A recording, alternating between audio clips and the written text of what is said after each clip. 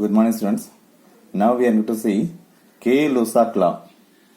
The pressure of a given mass of gas varies directly with absolute temperature of the gas when volume of the gas is kept constant. Now we can see the equation where P is the pressure of the gas, T is the absolute temperature in Kelvin. So well known that then pressure of the gas is directly proportional to the temperature. Then to eliminate the proportionality, we are going to use a constant. Then P is equal to K into T. Then P by T equal to constant. It means the ratio between pressure of the gas and the temperature of the gas gives a constant value. Now we can see the graphical representation of the K-Lussac law. P is equal to K into T, that is the equation number 1. Compare equation number 1 with equation of straight line. P is equal to K into T, then Y is equal to M into X plus C.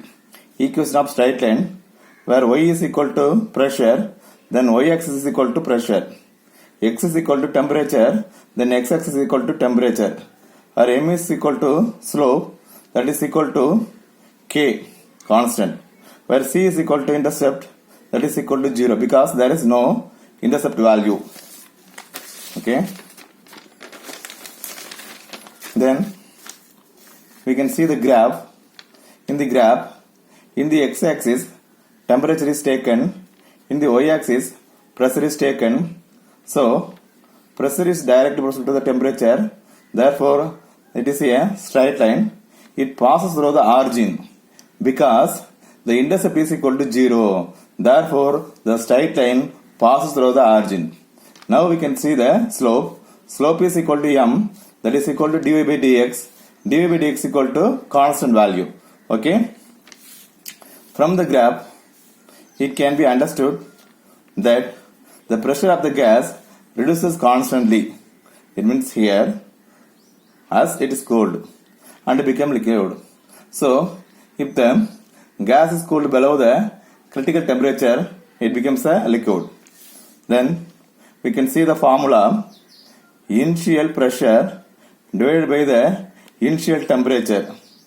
That ratio is equal to the final pressure divided by the final temperature. Therefore, P1 initial pressure, T1 initial temperature is equal to final pressure P2 divided by final temperature T2. Therefore, P1 by T1 equal to P2 by T2. Or in the cross multiplication, P1 into T2 is equal to P2 into T1. Now, we can see the problems. The pressure of a gas in a cylinder when it is heated to 250 Kelvin is 1.5 atmosphere. What is the initial temperature of the gas if its pressure was 1 atmosphere? P1 is equal to 1 atmosphere, T1 is don't know, P2 is equal to 1.5 atmosphere, T2 is equal to 250 Kelvin. Now substitute the value in the formula. Then 1 into 250 is equal to 1.5 into 2 T1.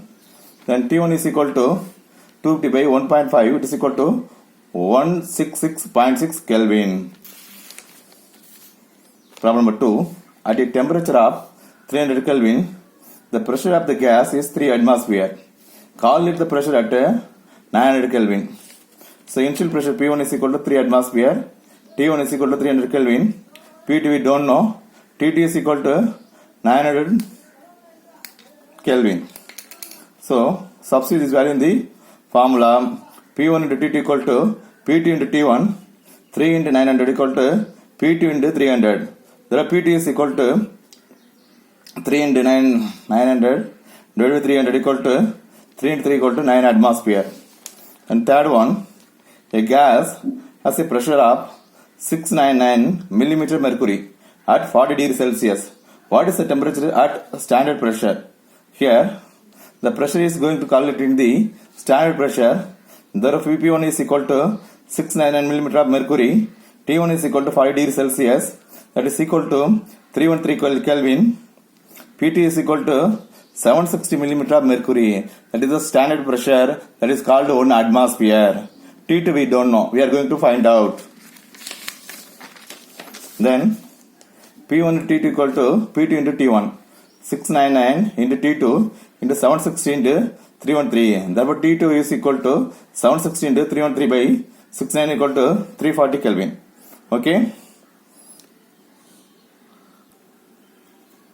Then there are two important problems. Fourth one, the temperature of a sample of gas in a steel container at 30 kilopascal is increased from minus 100 degrees Celsius to 1000 degrees Celsius. What is the final pressure inside a tank? It's well known that P1 equal to 30 kilopascal. It means 30,000 pascal. It means 1 kilo is equal to 1000. P2 we don't know, we are going to find out. T1 equal to minus 1000 degrees Celsius plus 273 equal to 173 Kelvin. T2 equal to 1000 degrees Celsius plus 273 Kelvin equal to 1273 Kelvin. Then P1 into T1 to T2 equal to P2 into T1. Therefore 30,000 into 1273 into P2 into 173. Therefore P2 equal to 30,000 into 1000 to 273 by 173 equal to 220.75 kilopascal. Then last one, consider an ideal gas with absolute temperature T1. To what absolute temperature gas need to be heated to double its pressure? Express the answer in T1. It's well known that P1 into T2 equal to P2 into T1. Then double the pressure. Therefore, initial pressure is P1 is equal to 1 and final pressure P2 is equal to 2. Then temperature is equal to, initial is equal to 1 Kelvin and T2 is equal to X Kelvin. We don't know, we are going to find out. Therefore, 1 into X is equal to 2 into 1. Therefore, X is equal to 2. Therefore, X is equal to 2 Kelvin. It means X is equal to 2 into T1. Therefore, it becomes doubled at the when the initial temperature is doubled.